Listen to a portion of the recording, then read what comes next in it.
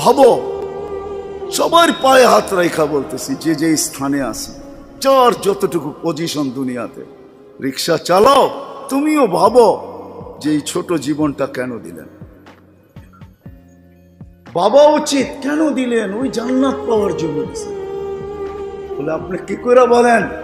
এই জন্যই বলি, কেন আমাদের যাত্রা জান্নাত থেকে, আমরা জান্নাতে যাব।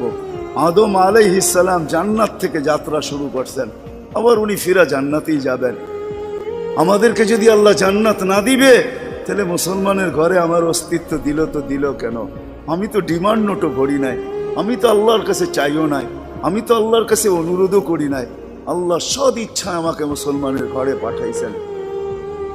দুনিয়াতে পা রাখতে দেরি, আজান একামতের ধ্বনি আমার কানে আসতে দেরি হয় না। কিন্তু সব সত্য, কিন্তু এটাও সত্য, আমি সবকিছু পাওয়ার পরে হারায় গেলাম।